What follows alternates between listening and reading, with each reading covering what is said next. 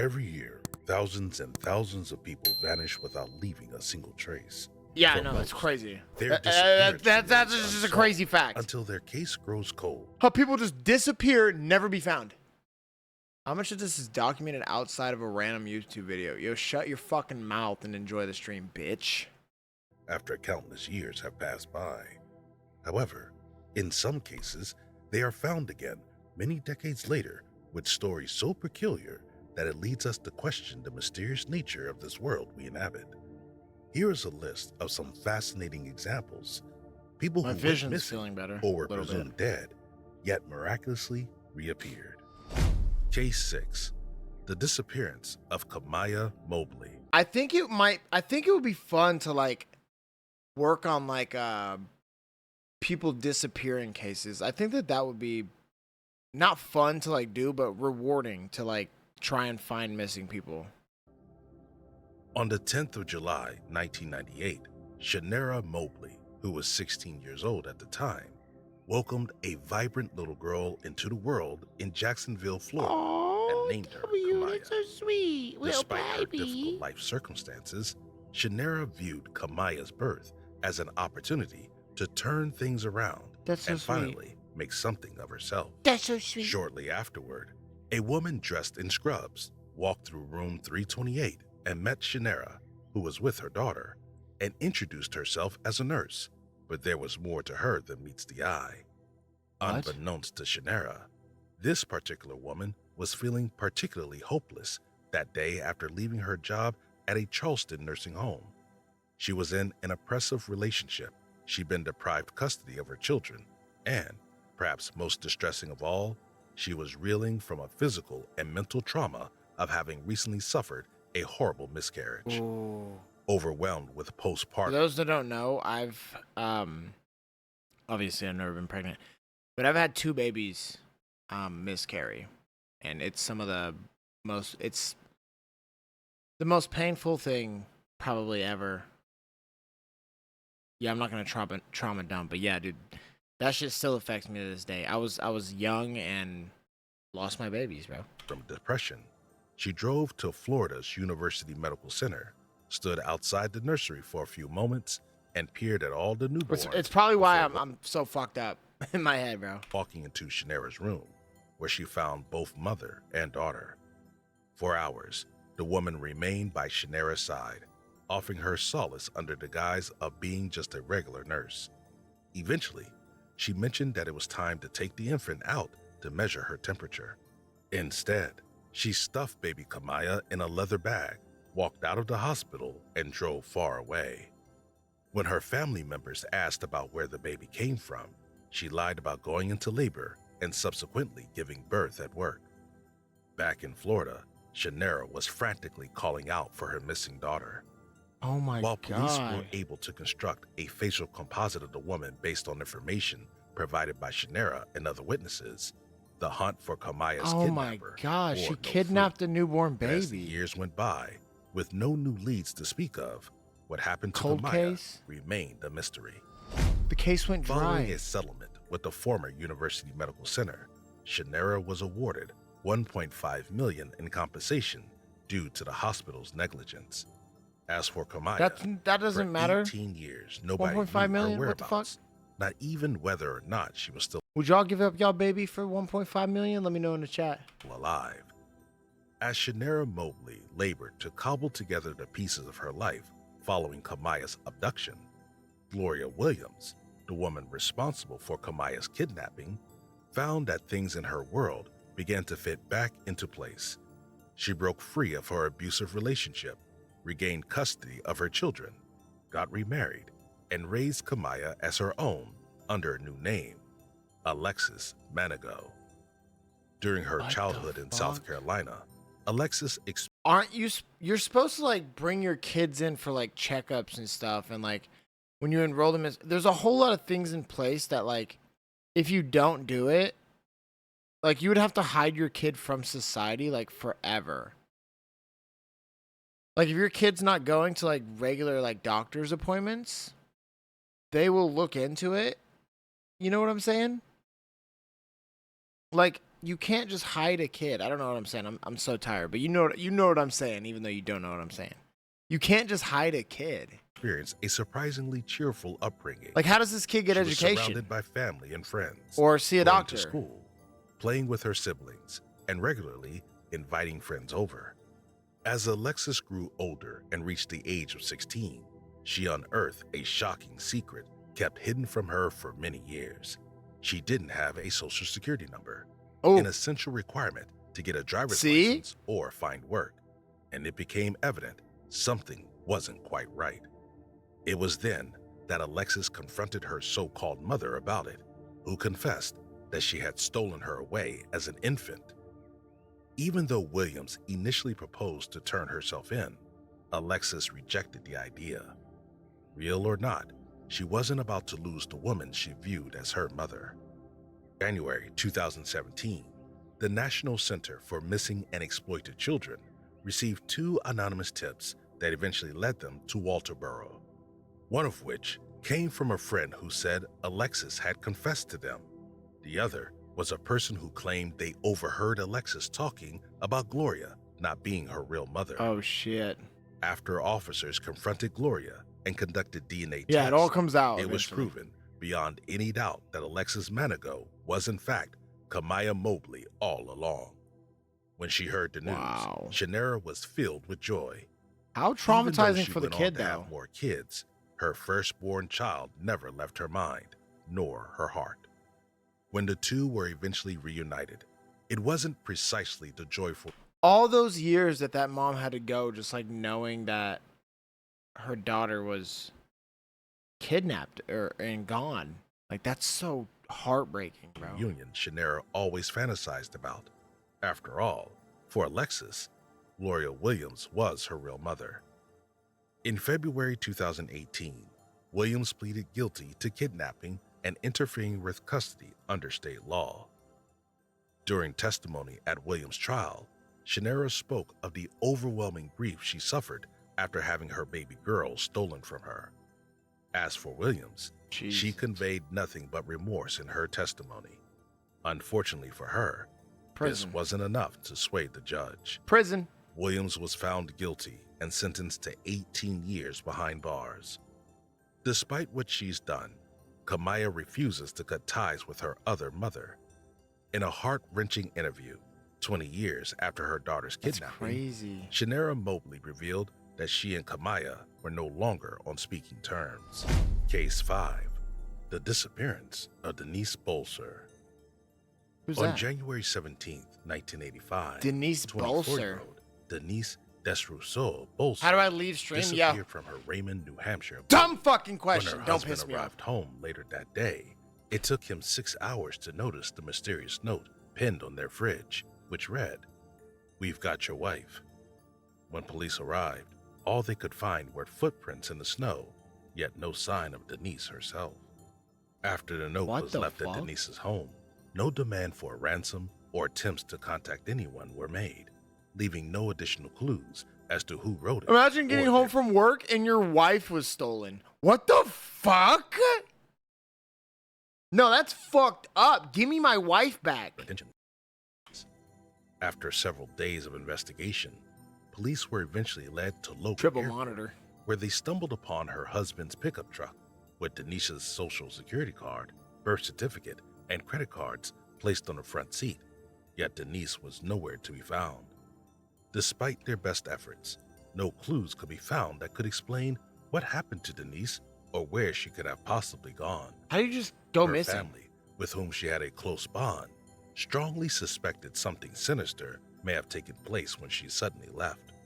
Her husband was never suspected to have been involved with her disappearance, and he eventually filed for divorce. Law enforcement investigated the idea that she may have been abducted or possibly killed. What if it was the husband? Yet concrete proof supporting this theory eluded them also. It wouldn't be until a few months after Denise's untimely disappearance that a new clue was uncovered. The courier service, where she had served as a bookkeeper, blamed her for stealing anywhere between $12,000 to $100,000. What a fucking broad statement. 12,000 to 100,000. Do you realize the gap between that is so fucking massive, bro. You have to narrow it down more than that. She stole between $12,000 to $100,000 of books. What the fuck? Give me a more accurate number, bitch. Pointing to the possibility that she had gone into hiding due to financial troubles.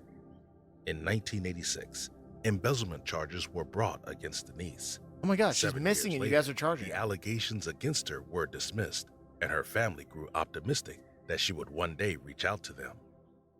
In 2002, Shirley Casey, a private investigator, provided authorities with information regarding a woman living in Florida who fit Denise's description and shared her date of birth. Yo, the government knows 17 everything, bro. years later, law enforcement was once again on Denise's trail, and on May 13th, 2002, she was located in Panama City, Florida, Oh shit. now going by the name of Denise James. Unbeknownst to her old family, or anyone else for that matter, she had begun a new life and started a family for herself. Oh When my finally god. confronted, Denise confessed that her decision to flee was made after her ex-employer threatened to kill her within 2 days. Furthermore, Denise revealed that, while attempting to cover her tracks, she had gone to the Bahamas, California, South Carolina, and Hawaii. With the mystery solved, Denise was finally able to experience an emotional and joyous reunion with her family. Case 4. That's fucked up. The What a disappearance bitch. of John Darwin. On the 14th of August, 1950, Going missing John and coming Darwin back was is born crazy. in Hartlepool, a vibrant and bustling port town situated in County Durham, England. Is that a fucking castle? Yo, they really do have castles over there. Oh my god, they got castles. 23 years later, Someone show Rabbit. John married Anne Stephenson in Blackhall on December 22nd. He then went on to teach science and mathematics for 18 years before later becoming a prison officer. One day, on 21st prison of officer, March that sounds fun. 2002, John set out on a canoe ride and never returned home. Uh-oh. And his wife was frantic. when Is she this a noticed it good had game? gone late Yo, this and ain't he a still game, hadn't bro. come back. We're reacting to people going missing and then returning later with strange stories. Not a game. This ain't a game. Prompting the police and Coast Guard to launch an expansive search in hopes of locating him. Is police The a following French morning, word or a the German paddle word? John used during his voyage was found drifting in the ocean near Seaton Carew. Oh, As no. for John, there were no clues to suggest John got where lost he in the was. ocean. Oh, fuck. 6 weeks later, his dilapidated boat Sorry, was located porno? near North Alright. Gare in a secluded area known as the Blue Lagoon, Ban that guy. situated by the River Tees. After 6 months of anguish Porn comes and after the slow stream losing in hope of Discord. his survival, We do porn in Discord. Anne stated that all she wanted was to bury John's body, as it would enable her to move on. In April of the subsequent year, Darwin was formally declared dead in an inquest with a concluded open verdict. Damn. His death certificate noted that the sea had claimed his life. With her husband's death certificate in hand, Anne was Oh. able to accumulate a grand total of nearly £250,000 in payouts, What is that in consisting USD? of a staggering £137,000 from Norwich Union, an insurance company, his prison service pension worth £58,000, a life insurance policy worth £25,000, Wait, she and just- his teacher's pension valued at £25,000. Wait, she just came However, up. Unbeknownst to anyone, apart from his wife, John was alive and well. Throughout his constant job changes, from a teacher for 18 years to banking and finally prison officer, Darwin was driven by his never-ending quest for wealth. He remained confident that he would someday make it big. Ronald, his 91-year-old father, exclaimed, "He had ideas above his station. He had big dreams and ambitions, and I sometimes think he was in too much of a hurry to make money." John Same. Darwin was obsessed with the prospect of becoming a millionaire. Same. Even at his mother's funeral, money was all he would talk about. At one point, he purchased numerous inexpensive properties in the Durham area in hopes of renting them out. When that didn't work out, he moved over to trading stocks. Soon enough, John had an astounding 17 phone lines installed in their house so that he could play the stock market during his leisure time, although that endeavor also proved unsuccessful. Growing desperate, John tried to at least formulate an illusion of wealth by purchasing a 40,000-pound Range Rover. Oh no. Behind the scenes, however, his investments had already gone astray, and debt collectors came knocking at the couple's doorstep in Oh 2001. no. Overwhelmed with debt, but too prideful to declare bankruptcy and unwilling to give up the prospect of coming out on top, Darwin devised a plan. He would stage his own death and collect the life insurance. Not long after his supposed death, Darwin went into hiding, but would frequently drop by his marital home, most often during the night. He would seclude himself in a small one-roomed apartment adjacent to his own home and stay there during the day. Then at night, he'd make use of a hidden doorway concealed behind a wardrobe to gain access to his family's home without being seen or heard by anyone, apart from his wife. Not even their own children knew that he was still alive. Oh my To god. ensure his presence That's remained so sick. undetected, Darwin poured concrete over the floorboards of the hidden passage to stifle any creaking. Gradually, Darwin grew bolder and more confident in this charade of his. He would stroll around in the daylight, wearing nothing but a woolly hat and hobbling as if he was suffering from some sort of injury to conceal his identity. Should any visitors decide to drop by unannounced during one of his visits, he would disguise himself as Tom, the handyman, donning an inexpensive wig and glasses. Whenever relatives came to stay, he'd vanish through the same entrance behind his bedroom wardrobe.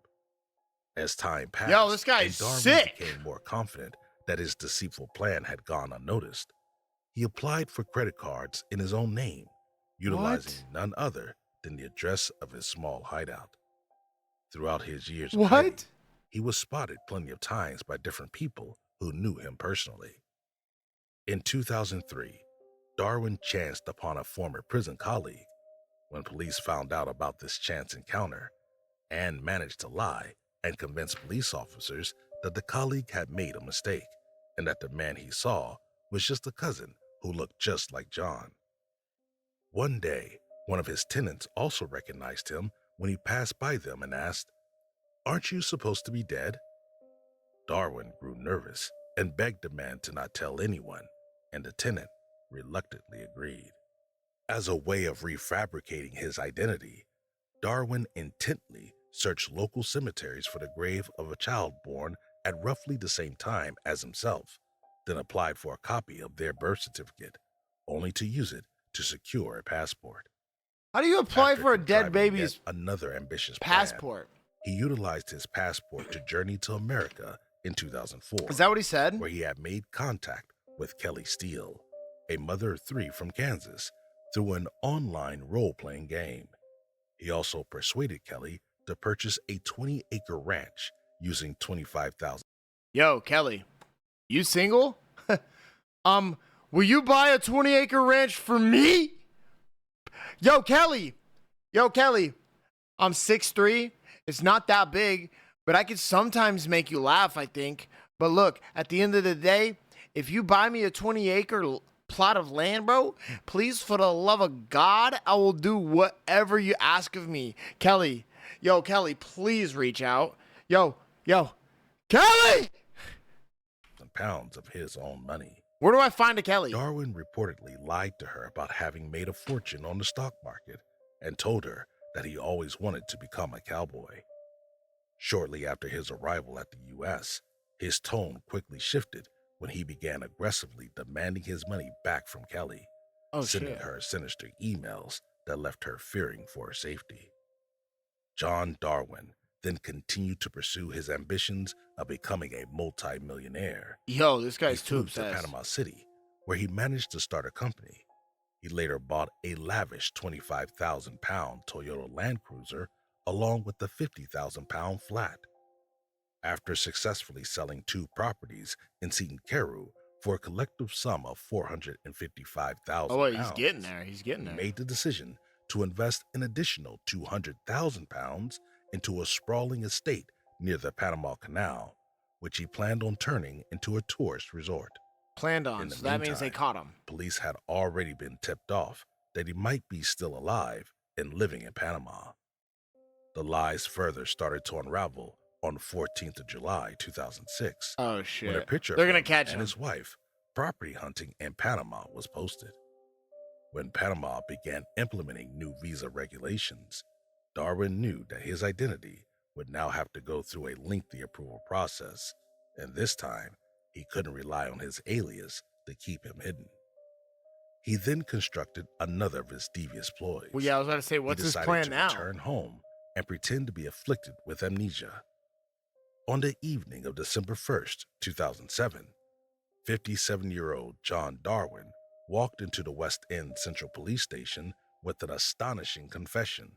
He declared, "I think I am a missing person."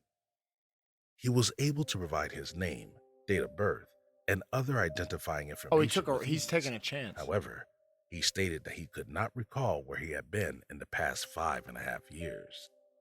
In an effort to get to the bottom of where Darwin's been over the past 5.5 years, Cleveland Police and the Metropolitan Police joined forces for a collaborative investigation. Oh yeah, yeah. Who You're was cooked, gang. completely overwhelmed with joy, took to the media to express her excitement at her husband's survival. Due to the aforementioned Panama Yo, buddy, photo, you're cooked. and thanks to the numerous individuals who Darwin was spotted by over the years, police were able to put together evidence that invalidated his plea of amnesia and brought him in front of a judge. In 2008, after confessing to 8 deception charges, Darwin was convicted and incarcerated for a sentence of 6 years and 3 months. His wife, Anne, was also charged with fraud and money laundering, later receiving a sentence of 6.5 years. Oh, she got more time than he Case did. 3, the disappearance What? of Stephen Kubacki. She got more time On than a cold him. winter day in February 1978, 23-year-old Stephen Kubacki, an undergraduate student at Hope College, a quaint and intimate Christian college located by the shores of Lake Michigan, Okay. inexplicably disappeared without a trace. Stephen decided to go on a daring skiing journey alone, planning to stay 1 or 2 days, but never came back. The day after his excursion, snowmobilers in Sagatuck noticed Stephen's cross-country skis discarded with a backpack near them and quickly reached out to law enforcement.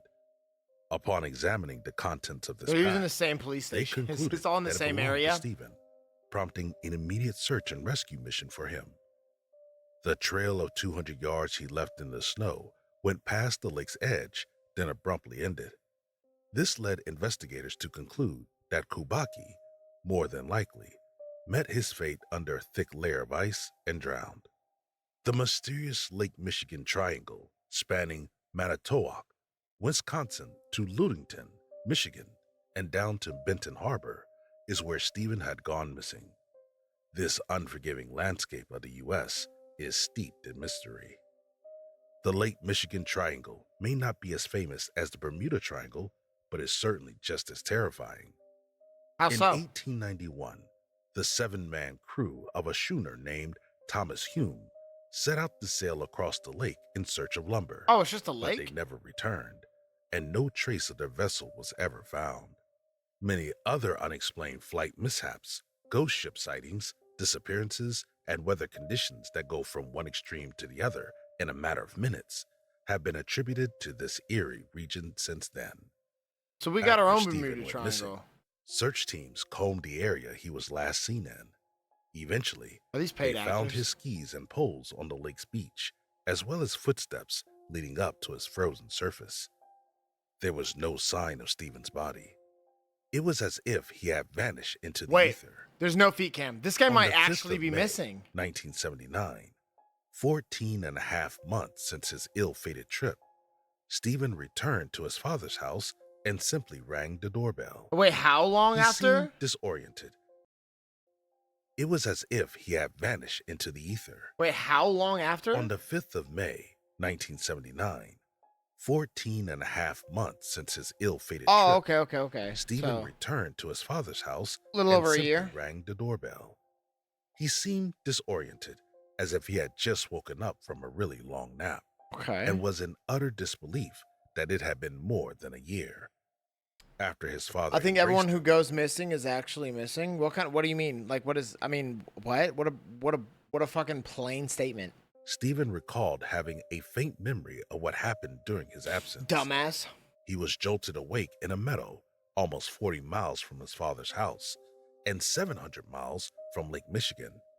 He was dressed in weird clothes, and beside him was an unfamiliar backpack containing maps that did not belong to him. What? He was also entirely unaware of the events that led up to this peculiar predicament. What is perhaps most intriguing about Stephen's schizophrenia? case is what he was wearing, a t-shirt from a Wisconsin marathon. He remarked in an interview that, "I feel like I've done a lot of running." As for his last memories, they were of the snow-capped shores of Lake Michigan. The mysterious events surrounding Stephen's disappearance What? remain an unsolved riddle to this Bro day. just run for 14 Some months? think he simply went into a coma and wandered aimlessly across the country, while others believe he fell victim to the Lake Michigan Triangle, an area with no shortage of unexplainable phenomenon. Some wilder theories even suggest that aliens kidnapped him for experimentation. All right. Again and again, reporters Shout out questioned Jinxie. Stephen on what happened to him, to which he responded that he really didn't recall much of anything. Despite all of this, he remained insistent. Does the on whole, fact like, I that he don't had remember anything that happened excuse actually work in any situation? Or is that just, like, bullshit? no mental health issues to speak of. During a later interview, I guess he if you have revealed mental details health, of his abrupt like, disappearance previous and discussed mental what health. might have been behind it all. He reasoned his blackout was likely due to fatigue or overexposure, What kind of camera and is that? revealed that he would be seeing a physician for a checkup, but he emphatically refused any form of psychiatrist counseling. "My father was going to sign over the house to me. I had 3 courses at school and no trouble. I left a romance in Germany. There was no trouble with girls. I had a job lined up with the Holland Sentinel newspaper." Sounds like Presently, life was good. Tsubaki is alive and well in the Pacific Northwest, where he works as a psychologist, an admittedly amusing twist of fate. Case 2. The He's a disappearance psychologist? of Tamara Milograd. On a blissful Saturday morning on September 18th, 1971, Yo, these are all really old. 15-year-old Like, I guess Tamara this doesn't Milograd happen anymore. and 2 of her closest friends Like, made their way to the nearby city of Melbourne, where the renowned oh, Sydney Royal or Melbourne Australia. Show Whoops. was taking place, an eagerly anticipated annual Wait, they got carnival fireworks in event. Australia? Yo, The no. carnival brought together farmers, food, and entertainment, drawing in hundreds of thousands of people annually.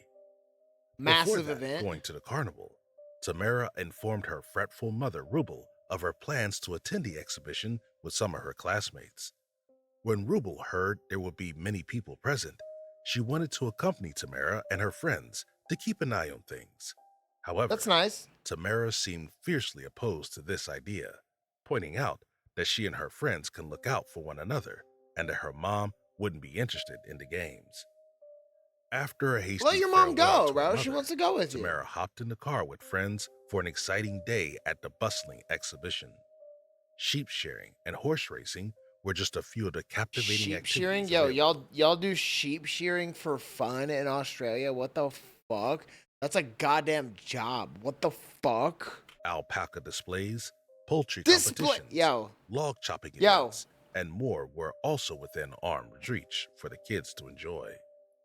As let they these walked animals around go. the carnival, Shout out Tamara, Maya who Higa. up to this Albea point Sanctuary. seemed disinterested and uneasy, informed her friends that she was going to look for a place to exchange some money as she was out of change, promising to return shortly.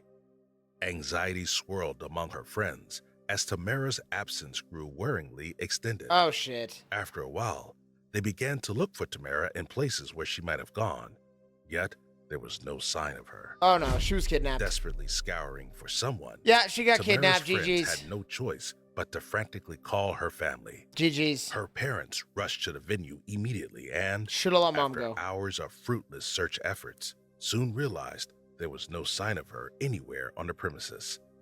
Without delay, Kind of they want that swiftly burger now. alerted I'm hungry. Australian authorities of the situation. Police officers escalated What kind of the search helicopter is that? efforts Apache? to Not at encompass all. nearby areas of the exhibition. Definitely not an Yet, Apache. after days of tirelessly looking for her, Have y'all seen there was no Apache sign of helicopters? Hold 15-year-old on. Tamara. After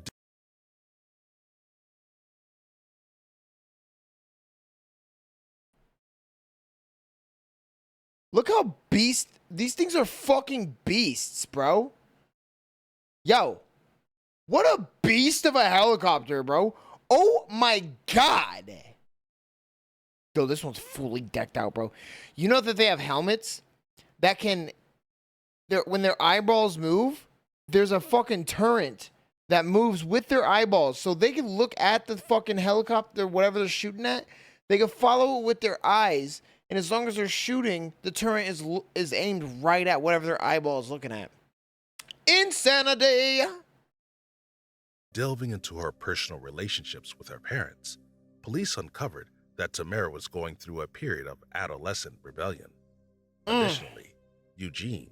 I don't think Tamara, I ever went through adolescent rebellion. Maybe a little bit, but not even enough to, like, you know, say that I did, if that makes sense. Tamara's older brother, said that she was a handful before vanishing. Tamara was highly introverted, often skipped school, and the tension between her and her family members became unbearable at times. Okay. In fact, she once escaped through her bedroom window for days on end before finally returning home. My sister did that. Furthermore, Tamara's closest friends informed the police that shortly before she vanished, there was a heated argument between her and her family about going out with her boyfriend. After this altercation, Tamara would be frequently heard talking about fleeing her home and starting a new life. Nonetheless, police began searching for witnesses who may have spotted Tamara. Meanwhile, Tamara's family launched a multifaceted campaign, distributing printouts throughout the streets and shopping malls. Where do y'all in think hopes she that went? someone may recognize Tamara. Y'all think she was or have kidnapped or just valuable took off? information regarding her disappearance. In the ensuing months, police learned from several eyewitnesses that Tamara was spotted a few days after she went missing. Some witnesses claimed that Tamara had been lurking in the stables at the fair for 2 days following her mysterious disappearance. People just say Yet, shit, though. After arriving on the premises, Oh, police I officers know where found she no went. trace of her. I know where she went. She's been lurking in the stables. Fuck off, bro. They feed the horses and shit. They would have saw her. Fuck the fuck off. Yo, the officer should punch you in the fucking mouth, bro. You see what I'm saying? Like, you're just spouting some bullshit in here and you're wasting my damn time. You should be tased in the mouth. You should be tased in your genitalia. And you should be kicked for lying to my face. It was also rumored that Tamara had been working in a bar near the waterfront of See, St. they're just saying shit. an area located on Melbourne's southern side. Additionally, a friend of Tamara's allegedly caught sight of her at a hotel in Laverton. This, along she's with all over the Tamara's place, complicated apparently. Relationship with her She has family, 9 jobs prompted and lives the in 8 authorities different to hotels. assume that she indeed departed of her own free will. Nevertheless, her family refused to give up their search for her. They hired a private investigator to look into Tamara's possible whereabouts and even traveled to every place where she was rumored to be spotted, yet returned empty-handed every time. What? Throughout the years, despite the past Josh said, what would want to yes if you went to no? of time, I and their don't waste my daughter's time pace with these growing dumbass older, questions, bro. her parents held on to their 8 hopes IQ, that by the Tamara way. would one day come back.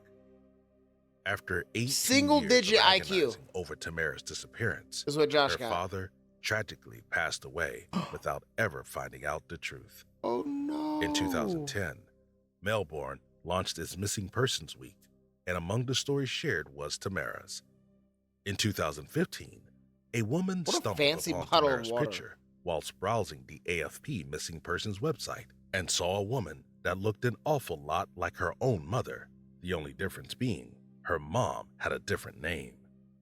Corrina Russell suffered the loss of her mother in a car accident in 1976 when she was but a few years old. Later in life, Karina found out that her father and mother never wed, as for some reason her mother couldn't get a birth certificate. Okay. This piqued Karina's curiosity, and she began looking for answers regarding her mother's real identity. There were remarkable similarities between Pauline Tammy Russell, her mother, and Tamara Milograd. Apart from sharing the same birth date, the resemblance was also uncanny. Oh, no. Karina reached out to the National Missing Persons Coordination Center and told them she thought the woman from the photo could be her mother. Unbeknownst to her, the information she was about to discover would alter her life in a monumental way. Oh, shit. To determine if Pauline Tammy Russell was, in fact, Tamara Milograd, Tamara's family was contacted and a DNA sample from one of her siblings was collected. The results were analyzed by an expert from the Victorian Institute. How many yes of are Forensic there Medicine in a seventh? who verified that the DNA I'm gonna start ignoring your dumbass questions. with Karina's own genetic material. After Put together a coherent 44 sentence, years bro. of not knowing what happened to Tamara, I'm not in the mood. was, at last, able to. I'm trying to uncover the find truth. Tamara.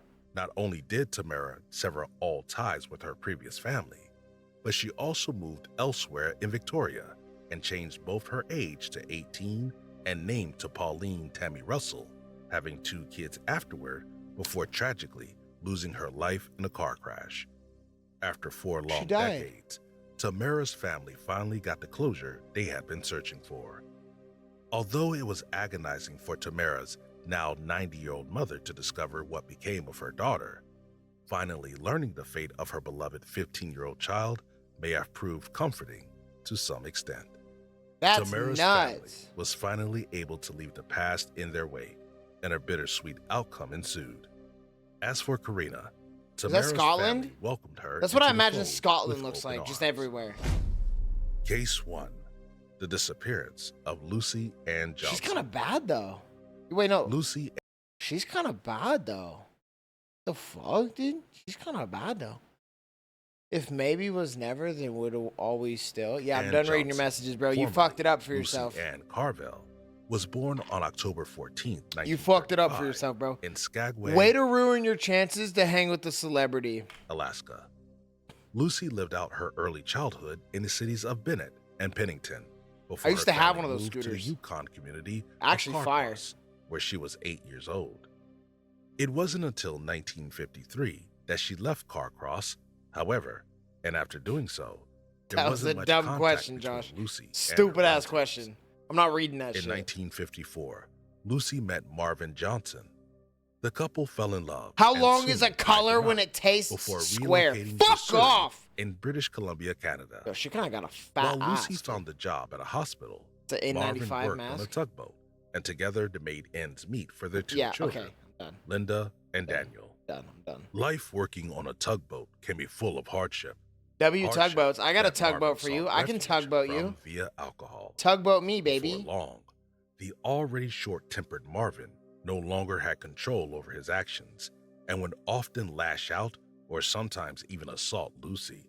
What? Linda, Lucy's daughter, What a pig. later mentioned that she didn't recall her father ever being explicitly violent, but he implied he was physically abusive towards her mother.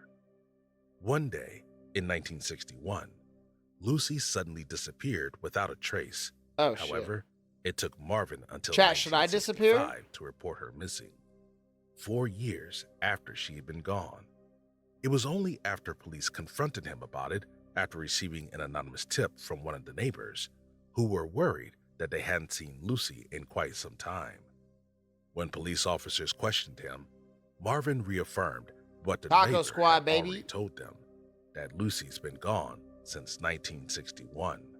Initially, authorities suspected foul play when one of the neighbors recalled seeing Marvin digging in his backyard. Oh, yeah, it's over. However, GG's. upon inspecting the premises, police officers failed to uncover anything, meaning there was insufficient proof to accuse Marvin of murder. Did they dig up his whole backyard? In any case, DNA samples from Lucy's kids were taken and would later routinely be evaluated for similarities in unidentified You're wasting your bodies, time, Josh. Yet no matches were ever found. Say something that makes fucking After sense. his wife had been gone for some time, Marvin became reluctant to utter her name. Later on, he remarried. and Compliment me, prohibited bro. Linda and Daniel I'm from literally a mentioning their muscle mother mommy. in Say any something capacity nice. whatsoever. How much Unfortunately, tomorrow fits in Lucy's yesterday? son, Daniel, passed away in his late teens. As for Linda, despite her mother disappearing when she was only 7 years old, she went on to live a fulfilling life, later marrying and becoming a grandmother Damn of it, she's 10. married. Fuck. In 2013, Lucy's disappearance went on to become one of the Royal Canadian Mounted Police's oldest and most enduring cold cases. 5 decades later, Linda, who was in 5 her decades. 50s by now, Oh my god. slowly began resigning herself to the fact that Lucy was gone forever. But before relinquishing all hope, she decided to try something no one thought would work. Hoping to locate her mother, whom she knew was from Alaska, Linda placed an ad in the Yukon News. The advertisement contained Lucy's full name as well as her date of birth, birthplace, 50 years and the names later. of her parents. This was, by all means, a last-ditch effort to, at the very least, find some closure. What happened next, however, wasn't what Linda was expecting. After a few weeks, an astonishing phone call came to Rhonda Glenn in Whitehorse, Yukon. Her brother, Howard, was working when he noticed something profoundly strange. An advertisement was placed by someone searching for their mother, who shared the same name and personal info as their own mom. Oh This shit. left Rhonda dumbfounded. Rhonda gave in to curiosity and eventually contacted Linda. As soon as Rhonda and Linda began speaking on the phone, a connection between them was palpable. As the two Palpable. conversed with one another, they began to slowly Palpable. realize, without Palpable. Palpable. Palpable. Palpable. Popular Indonesian internet personality and content creator. Yo, that doesn't make any fucking sense. What the fuck do you mean it was palpable? a shadow of a doubt that they were related. What a Excited, dumb word. Linda quickly began making preparations for a trip that was long overdue. As she stepped off the plane in Whitehorse, she was welcomed with open arms by a large gathering of family members she never knew she had. Her half-sister, Rhonda, half-brother, and 2 aunts were all eagerly awaiting to meet outside the airport's fenced area. Among the family, none was more excited to see Linda than Lucy, who immediately recognized her daughter despite having never seen her for more than 50 years. As it turned out, Lucy Ann Johnson was alive and well in 2013, more than 5 decades after she vanished. She had stayed put in British Columbia until the 1980s before moving to the Yukon Territory. After remarrying and giving birth to 4 kids, Lucy explained that her disappearance hadn't been intentional, but rather circumstantial, a claim which ended up vindicating her former husband Marvin, who passed away during the 1990s, from all accusations related to his alleged involvement in her vanishing act. Upon being questioned regarding That's her crazy. disappearance, Lucy confessed that it had to do with Marvin's abusive behavior and that she attempted to take her kids with her, but Marvin wouldn't let them go. After finding out about her mother, Linda still had to deal with everything that happened. Right. Even though it was tough, she said that she wasn't mad at her mother and hoped that Lucy would want to meet her great-grandchildren. In an interview, Linda stated Yo, that she's she still had vibing lot on a of beat. questions, but is mostly hoping for Smash the her best pass, and that chat. her family could be Smash her welcomed pass. into her mother's life. While much of the world's secrets remain hidden in plain sight, it's comforting to know that at least some of its mysteries get solved when all the puzzle pieces are put together. What do you think about Yo. Those were some of the okay, the button's not working. There we go. Just a delay. That was some of the craziest stories I've ever heard. What do y'all think? I'm so exhausted, bro. I'm gonna go ahead and wrap up stream here. These were some of the craziest stories I've ever heard. I can't wait to show you guys on YouTube. If you're watching this on YouTube, join the Twitch. Watch us watch it together live when it's happening. Thank you guys so much for watching. You guys are absolutely amazing. I will see you guys in the next stream. Probably will be Saturday night. All right, love you guys.